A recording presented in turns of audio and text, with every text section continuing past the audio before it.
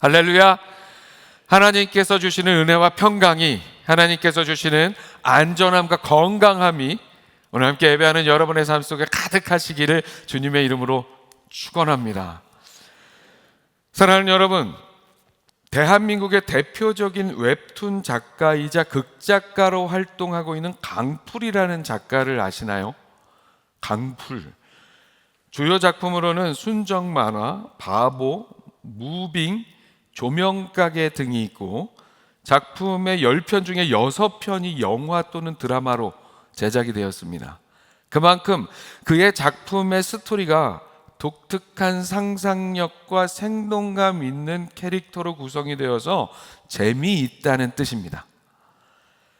그의 아버지가 작은 개척교회 목사님이셨고 그 자신도 기독교인이기 때문에 세계적으로 인정받는 K 컨텐츠 작가인 그의 작품에는 은근히 기독교적 세계관이 곳곳에 들어있는 것을 보게 됩니다. 그렇게 드라마로 만들어진 그의 대표작 중에 가장 최근에 방영된 마녀라는 제목의 작품이 있습니다. 마녀. 자신을 좋아한 남자들이 다치거나 죽게 되어서 마녀라 불리며 마을에서 쫓겨나 세상과 고립된 삶을 살아가는 박미정이라는 한 여자와 그런 그녀를 그 죽음의 법칙에서 구하려는 이동진이라는 한 남자의 미스터리 로맨스를 그린 드라마입니다. 결국 동진이 알아낸 미정의 불행의 원인이 되는 주요 법칙은 이렇습니다. 첫 번째는 거리와 시간에 관련되어 있어요. 미정에게 10m 이내로 접근해 10분 이상 함께 있으면 위험해진다. 두 번째는 상호작용과 관련되어 있습니다. 미정이가 이름을 알거나 10마디 이상 대화를 나누면 위험해진다. 세 번째는 가장 치명적인 법칙입니다.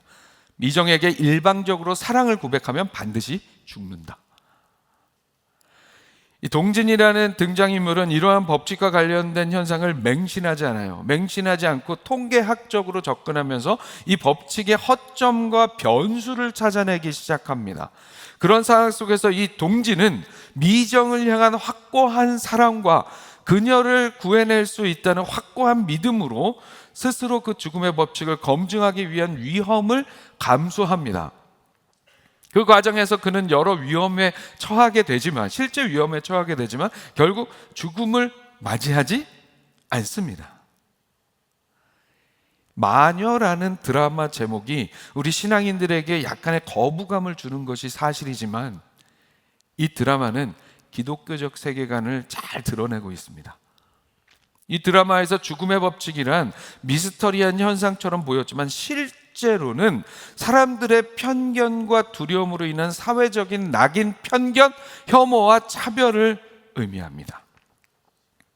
그리고 그런 현실이 우리의 삶에 있을지라도 그것을 극복하는 원리는 진정한 사랑과 믿음을 통한 구원이라는 메시지를 이 드라마는 담고 있는 거예요. 드라마가 이야기하는 마지막 변수, 죽음의 법칙을 이겨내는 마지막 변수는 결국 사랑이었습니다. 사랑하는 그녀와 결코 멀어지지 않을 때, 항상 가까이 있을 때, 그것이 모든 죽음의 법칙을 이겨내는 변수가 되었습니다.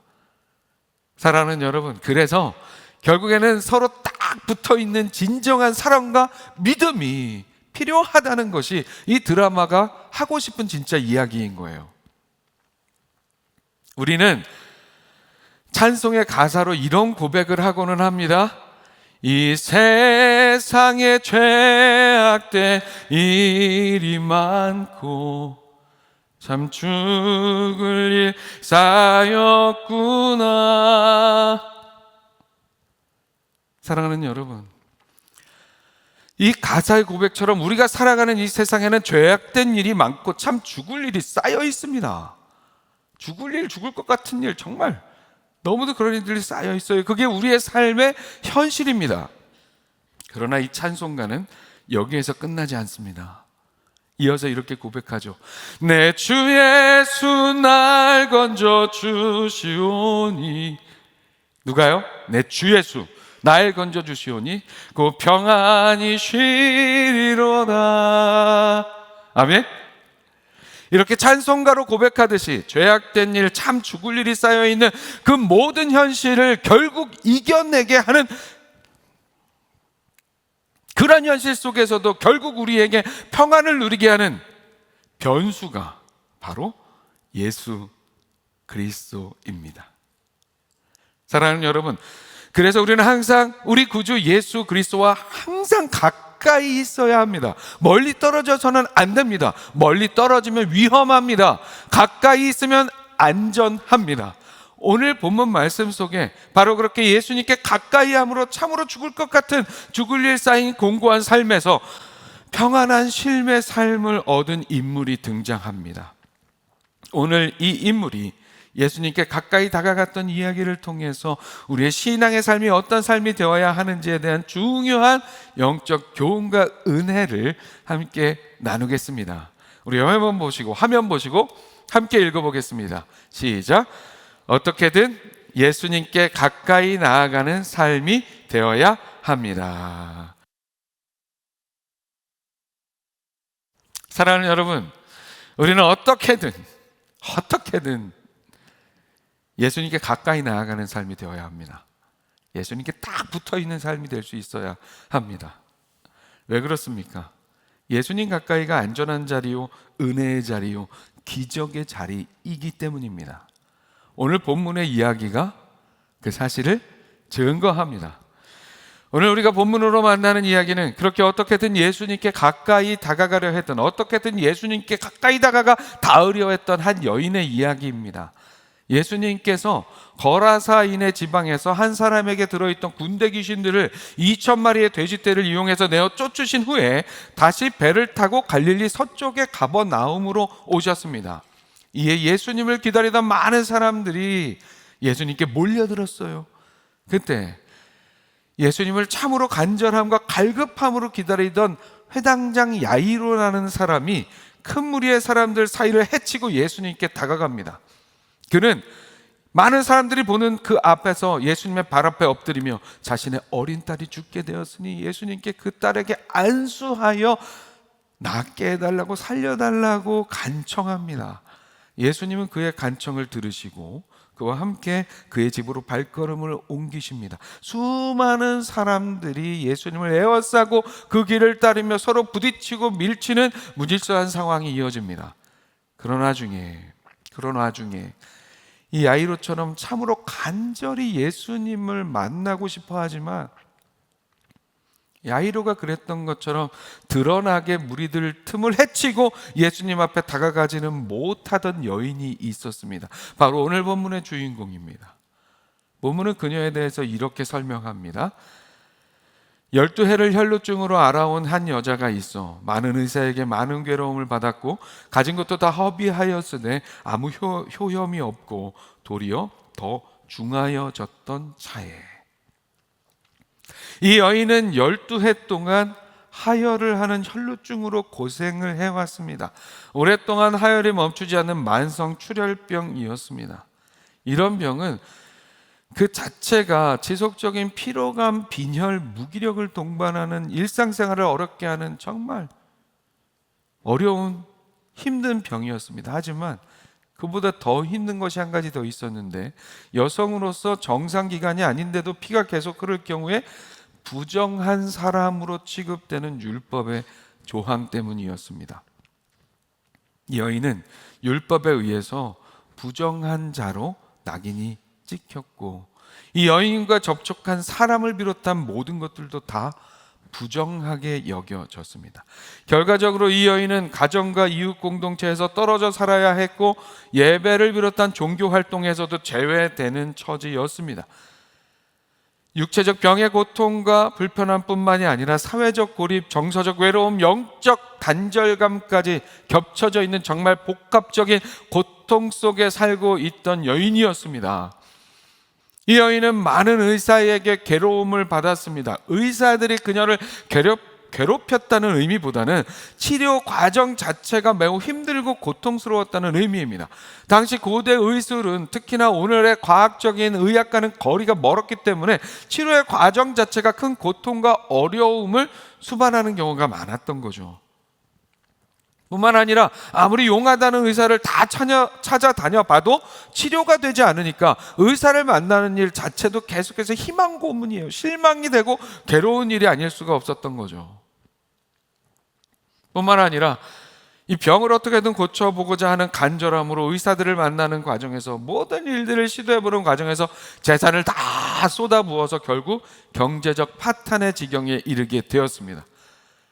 그런 상황이라도 병이 조금이라도 호전되었으면 그래도 희망이라도 있었겠지만 오히려 상태가 더 안 좋아졌습니다.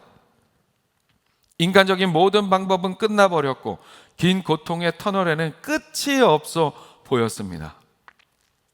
이런 상황에서 그녀는 이제 마지막 희망으로 참으로 갈급한 마음, 절실한 마음으로 예수님을 찾습니다. 그러나 그녀는 드러내고 예수님을 만날 수는 없었습니다. 앞서 회당장 야이로는 죽어가는 그의 딸을 살리기 위한 간절함으로 예수님 앞에 엎드렸습니다. 야이로는 유대인 회당의 책임자로서 당시에 서기관들이나 바리새인들처럼 자신들의 기득권에 반하는 예수님의 사역과 가르침으로 인해서 예수님을 배척하는, 예수님과 대항하는 유대 종교 지도자 그룹에 속해 있었던 사람이었어요. 그러나 딸의 죽음의 위기 앞에서 그는 자신의 종교 사회적 지위와 체면을 내려놓고 공개적으로 예수님 앞에 엎드려 간구했습니다. 그러나 그녀는, 혈루증을 오래 알아온 그녀는 그렇게 하지 못했습니다. 그녀는 부정한 사람이었기 때문입니다. 사람들이 모인 곳에 나와서는 안 되는 존재였기 때문이에요. 함부로 나섰다가 그녀의 부정함을 누군가 알아볼까 봐도 두려웠고, 예수님도 그녀를 보고는 율법에 의해 부정한 자신을 거절할 수도 있다는 그런 두려움이 앞섰습니다.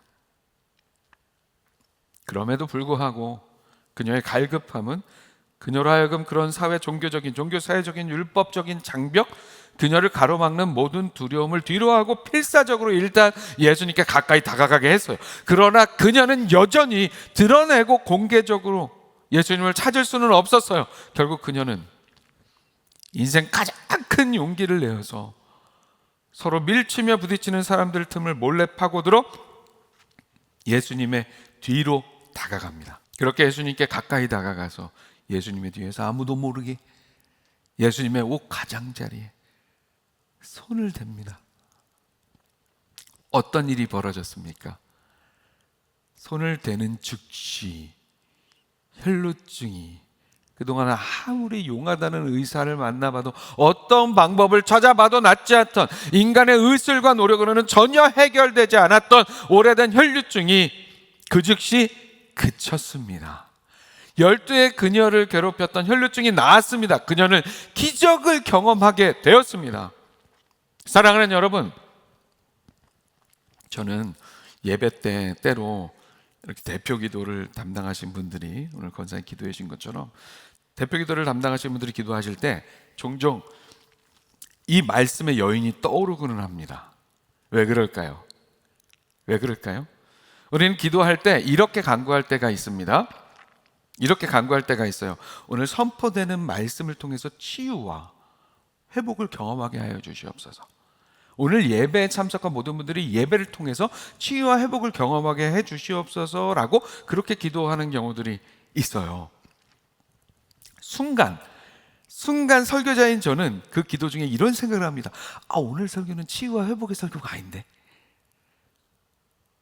오늘은 믿음의 도전에 관련된 설교인데, 이런 생각을 잠깐 할 때가 있어요. 그러다가 오늘 본문의 여인을 떠올리게 되는 거죠. 그 기도가 너무도 올바르고 좋은 기도라는 거죠. 왜 그럴까요? 오늘 본문의 이야기를 보면 우리가 알 수 있어요. 오늘 본문 속에 이 혈루증을 앓았던 여인은 예수님을 공개적으로 부르며 그 앞에 서서 눈을 마주치지 못했습니다. 예수님의 설교를 듣지도 않았습니다. 지금 이 상황 속에서 예수님의 안수 기도를 받지도 못했습니다. 그녀는 그저 예수님이 계신 그 현장, 그녀의 손이 예수님의 옷자락이라도 가 닿을 수 있는 그 가까운 거리에 그저 예수님이 계신 그곳, 그 움직임의 반경 안으로 필사적으로 들어왔습니다. 그리고 예수님의 옷자락에 손을 가져다 댔을 뿐이었습니다. 그럼에도 불구하고 그녀의 12해 된 혈루증이 멈추게 되는 기적이 이루어졌습니다. 사랑하는 여러분, 우리가 어떻게든 예수님과 가까이 있어야 하는 이유입니다. 우리가 어떻게든 예배의 자리를 지켜야 하는 이유이고, 우리가 어떻게든 교회와 신앙의 모임과 가까이 해야 하는 이유입니다. 주님과 함께하는 모든 자리에 최선을 다해서 모이게 힘써야 하는 이유가 바로 여기에 있습니다. 때로 삶이 너무 힘들어서 예배 시간에 나와 있음에도 불구하고 말씀이 귀에 들어오지 않을 때도 있어요. 너무 지쳐서 예배 시간 내내 졸다가 겨우 축도만 받고 나가는 경우도 있을 수 있습니다. 그러나 여러분 기억하세요. 은혜의 이 현장에, 하나님의 임재의 이 현장에 내가 나와 있다는 것, 어떻게든 하나님의 공식적인 임재의 자리에 내가 함께하고 있다는 것, 두세 사람이 내 이름으로 모인 곳에 함께 하시겠다고 약속하신 그 교제의 자리에 모이기에 힘쓰는 것, 그렇게 예수님께 가까이 다가가 그 옷자락에 손이라도 대려 하는 우리의 삶의 그 바운더리 안에서, 그 가까운 터치 속에서 하나님의 능력이 우리의 삶에 임하게 된다는 사실을 여러분 믿으시기 바랍니다. 그래서 우리는 예배의 자리에 나와 있을 때 공식적인 모든 하나님께서 임재하시는, 임재를 약속하신 그 자리 뿐만 아니라 모든 우리의 한 성령을 품은 주님과 가까이 할 수 있는 모든 교제의 자리에 우리가 함께 있을 때, 주일날에 우리가 함께 나누는 설교의 내용이 어떤 것이든 상관없이 말씀하시는 하나님, 역사하시는 하나님의 현존을 통해, 임재하시는 하나님의 현존을 통해 치유와 회복을 비롯한 오늘 우리에게 필요한, 각자 여러분 한 분 한 분에게 필요한 맞춤형 기적의 역사를 경험할 수 있음을 여러분 믿으시기 바랍니다. 아멘.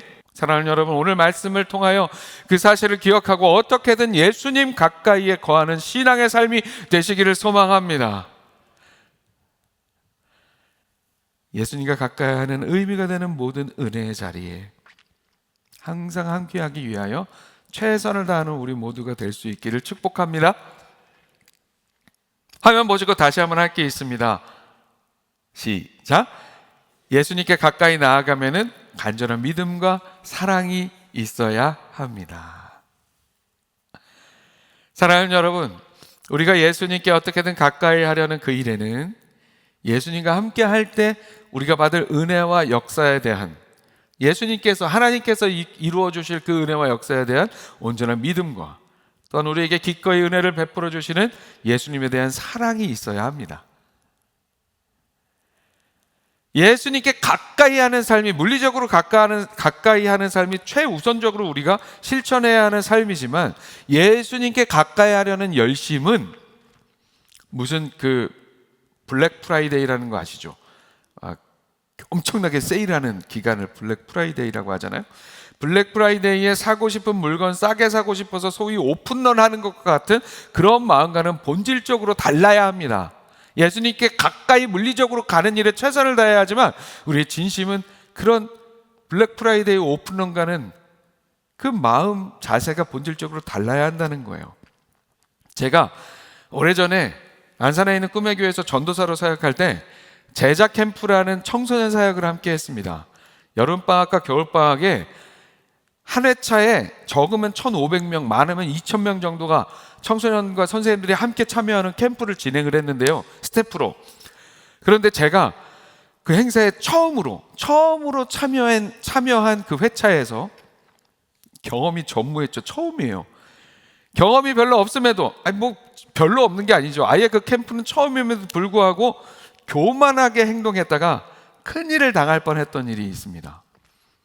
캠프에 참여한 한두 교회가, 한 교회는 아니었던 것 같아요. 한두 교회가 이 아이들이, 그 교회 아이들이 밥도 안 먹어요. 그리고 종일 밥도 안 먹고 맨 앞자리에만 앉아 있는 거예요. 서로 화장실만 바꿔서 가지 그냥 그 앞자리에만 있어요. 왜요? 이 아이들이 아는 거죠. 뭘 알아요? 말씀이 선포되는 그 맨 앞자리, 말씀과 가장 가까운 그 자리가 가장 은혜가 된다는 것을 이 아이들이 아는 거예요. 그래 밥도 굶어가면서 그 앞에 그냥 쥐를 치고 앉아 있는 거죠. 그런데 다른 교회에서 컴플레인이 들어와요. 왜 쟤네들만 맨 앞에 그렇게 앉아 있게 하냐고. 그렇게 컴플레인이 들어오기도 하고, 또 행사를 진행하는 입장에서 밥값이 다 들어있는 건데 계속 금식만 하고 있는 게 걱정도 되고. 그래서 제가 저녁 시간에, 둘째 날 저녁 시간에, 그 하이라이트 시간 직전에 청소를 명목으로 다 내보냈어요. 은혜도 좋지만 밥 먹고 오라고 다 내보냈어요. 그리고 자기들만 그 자리 차지하고 있는 게 덕스럽지도 않고요. 그때 그 캠프를 오랫동안 경험했던 청년 스태프 중에서 제게 조용하게 이런 말을 하는 친구가 있었어요. 전사님, 그렇게 안 하는 게 좋을 건데요. 근데 제가 듣지를 않았어요. 내가 전도사인데 청년이 뭘 한다고 그런 얘기를 해. 이런 마음이었던 것 같아요. 그런데 정말 그렇게 안 하는 게 좋을 뻔했습니다. 왜 그랬을까요? 밥은 먹고 왔어요. 애들이, 굶던 애들이. 그런데 이제는 참여했던 수많은 1000명이 넘는 아이들 중에 수백 명이 먼저 밥을 먹고 와가지고서는 어떻게든 앞자리에 들어가려고, 어떻게든 앞자리에 가서 앉으려고 강당 유리 현관문 앞에 막 와서 점점 막 이렇게 모여드는데, 점점 많은 인파가 모여드니까 서로 앞에 막 들어가려고 하니까 이게 통제불능이 되는 거예요. 문을 열 수도 없고 안 열 수도 없는 그런 위험한 상황이 되었어요. 그 경험 많은 청년이 그런 상황을 걱정해서 얘기했던 건데, 제가 교만하게 그걸 무시하고 그렇게 했던 거예요. 그러나 이미 일은 벌어졌어요. 제가 뭔가 사람들 사이에 이렇게 꼈어요. 확성기 들고 있었는데 껴가지고 이거 어떻게, 잘못하다가는 대형 사고가 날 것 같은데 어떻게든 확성기에 손을 대고 뒤로 한 발짝만 물러나 달라고, 질서를 지켜 달라고 소리 그렇게 간절히 그렇게 외친 후에 조금 뒤로 물러났을 때 문을 열었어요. 질서가 지켜졌을까요? 문을 연 순간 그야말로 오픈런이었습니다. 수많은 인파가 서로 맨 앞에 앉으려고 들어오다가 인파보다 조금 문에 막 끼어가지고 밀리고 막 들어와서도 막 앞자리를 향해 서로 뛰어가다 막 넘어지고 굴르고, 결국에는 이렇게 깁스해야 되는 친구들이 생긴 거예요. 다쳐가지고 정말 큰일 날 뻔했습니다. 사고가 난 건 저의 교만함으로 인한 정말 잘못된 일이었고 문제였지만, 저는 그렇게 앞자리를 사모하는, 그 은혜의 자리를 사모하는 믿음과 사랑을 가진 그 청소년들의 모습에 정말 큰 도전과 은혜를 받았습니다. 다시는 경험 없이 교만하지 말자 생각하는 계기도 되었지만, 저는 가끔 그때 그 아이들의 열정을 생각해 보며 제 삶을 돌아보고는 합니다. 사랑하는 여러분, 오늘 우리의 삶에는 그런 간절함, 그런 갈급함, 예수님과 가까운 자리에 대한, 주님의 말씀과 가까운 자리에 대한 그런 믿음과 사랑이 있습니까?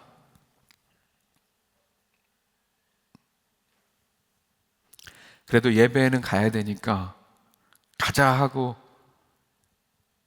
와서는 계속 시계만 보고 있지는 않습니까? 우리 그래도 일부 예배 때는 앞자리가 꽤 많이 딱 채워져 있는데, 앞자리가 비어있는 교회도 굉장히 많거든요. 아프리카 차드에서는 주일 예배가 기본이 3시간입니다. 3시간. 그런데 그 3시간이 전혀 지루하거나 힘들지 않습니다. 그 어렵고 힘든 상황 속에서도 악기 하나 제대로 갖춰져 있고 마이크 시설 제대로 되어 있지 않아도, 어려운 환경에서도 주님 앞에 나와, 주님 가까이 나와 예배하는 그 자체가 너무 감사하고 행복해서, 예수 그리스도를 향한 믿음과 사랑이 충만해서 예수님과 함께하며 하나님께 예배하는 그 시간에 대한 갈급함으로 인하여서 내내 3시간 내내 축제의 장이 펼쳐집니다. 오늘 본문 속에 예수님께 어떻게든 가까이 하려 했던 가까이 가려 했던, 그래서 결국 예수님께 가까이 다가가 옷자락에 손을 대었던 그녀의 마음에는 그러한 간절한 믿음이 있었습니다. 그런 믿음이 있었기 때문에 가까이 다가감이 기적의 역사로 이어질 수 있었습니다. 정식으로 나설 수 없는, 어쩔 수 없는 상황에서 자신이 할 수 있는 최선의 방법으로 예수님의 옷자락을 만졌고 혈류증이 멈추는 기적이 이루어진 그 사건. 자신이 할 수 있는 최선의 방법이 그거였잖아요. 종이 가서 그냥 옷자락이라도 만져야 되겠다. 만졌고, 그리고 혈류증이 멈추게 된 그 기적의 사건. 그 사이에 오늘 본문은 그녀의 마음에 대해서 이렇게 말씀합니다. 이는 내가 그의 옷에만 손을 대어도 구원을 받으리라 생각함일러라. 아멘. 이 여인은 이미 예수님의 능력에 대한 믿음이 있었습니다. 그 믿음이 그녀로 하여금 이만큼이라도 용기를 낼 수 있도록 했습니다. 자신의 상황과 처지가 예수님께 직접 말씀드릴 수도 없고 예수님께 부탁하여 치유의 안수를 받을 수도 없는 상황이었는지라 그 상황 속에서 그녀는 자신이 가질 수 있는 최선의 믿음으로 그렇게 간절하게 예수님의 옷자락에 손을 대었습니다. 그리고 그 즉시 나음을 받았습니다. 이는 옷만 만져도 나을 거야, 뭐 시간도 없고 바쁜데 인격적으로 만나고 뭐 할 일 뭐 있어, 지금 뭐 야이로라는 사람이 엎드려서 그렇게 간구하는데 그 집 가시느라 바쁘신데 내가 뭐 말 걸 일 있어? 그냥 옷자락이라도 만지자. 이렇게 하는 그런 신앙적 불경건과, 지난번 제가 그런 신앙이 되면 안 됐다고 말씀드렸던 예수님을 무슨 부족으로 여기는 미신적 신앙과는 완전히 다른 신앙의 태도이자 자세인 믿음입니다. 오늘 혈류증 여인은 그가 처한 상황에서 그저 절망하거나 다른 절차 귀찮으니 옷자락이라도 만지자 그렇게 한 것이 아니라 자신의 어쩔 수 없는 처지 속에서 할 수 있는 최선을 다해 간절한 믿음으로 예수님께 가까이 나아갔던 거예요. 그녀의 그런 믿음의 행동에 대해서 이어지는 이야기 속에서 예수님께서 그 사실을 직접 증명해 주세요. 예수님께서는 회당장 야이로의 집으로 가던 길을 갑자기 멈추시고는 누가 내 옷에 손을 대었느냐 물으십니다. 이렇게 물으시는 예수님께 베드로를 비롯한 제자들이 황당해하면서 묻습니다. 왜 황당해요? 아니 주님, 지금 수많은 인파가 지금 우리 사이에 지금 예수님 막 우리끼리도 지금 막 이러고 있는데 누가 손을 댔냐고 물어보시면 어쩐 일입니까? 어떻게 압니까? 그걸 수많은 사람들이 지금 예수님 막 스쳐 지나가고 있는데. 맞아요. 제자들의 반응이 맞는 반응이에요. 수십 명의 수백 명의 사람들이 예수님의 옷을 스치는 상황이었습니다. 예수님과 몸이 부딪혔습니다. 하지만 능력은 오직 한 사람, 이 여인에게만 흘러갔습니다. 일단 물리적인 거리는 모두가 예수님과 가까웠지만 영적인 거리가 달랐기 때문이에요.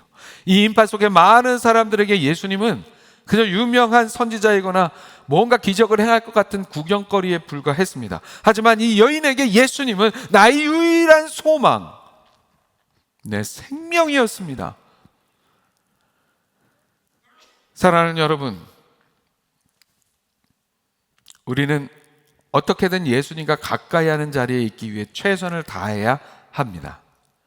이 예배의 자리가 바로 그 대표적인 은혜와 역사의 자리인 줄로 믿습니다.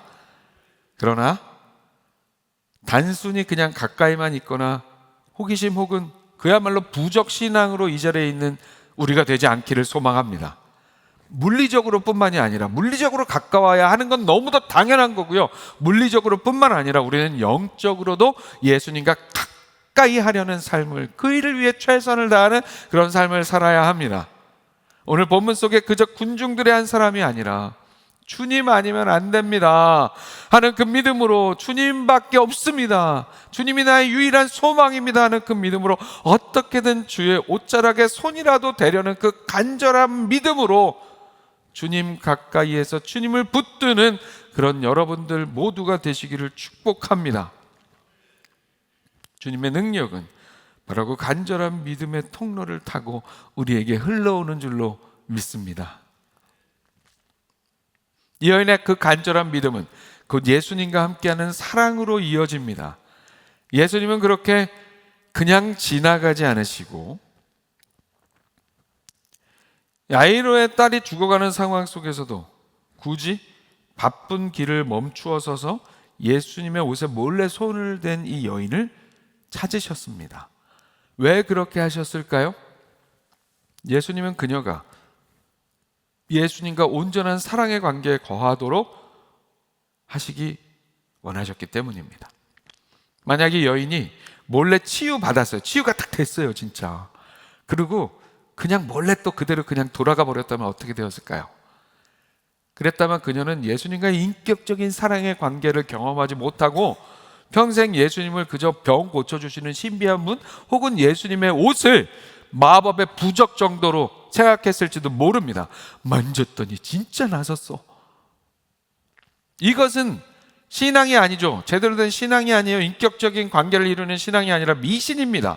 예수님은 그녀가 그런 삶이 되기를 원치 않으셨어요.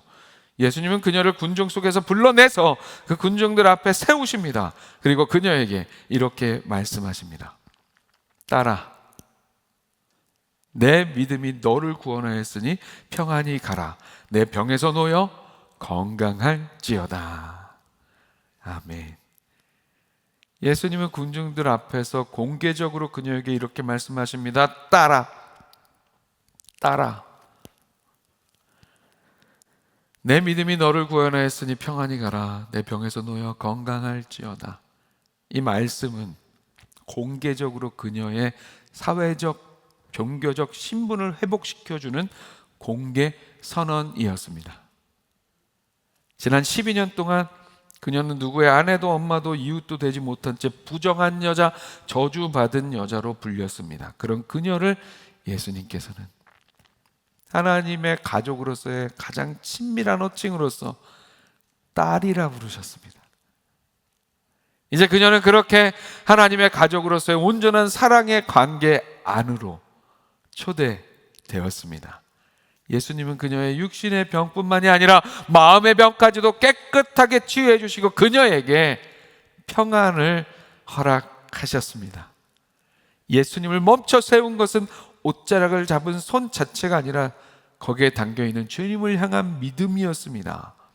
예수님은 부적이 아니에요. 기계적인 치유자가 아닙니다. 예수님은 인격적인 구원자가 되어주십니다. 우리 모두에게. 주님은 우리가 단순히 문제만 해결받고 도망가는 자가 아니라 주님의 얼굴을 뵙고 너는 내 사랑하는 딸이다, 너는 내 사랑하는 아들이다 라는 음성을 듣게 되는 삶을 우리가 살기를 원하십니다.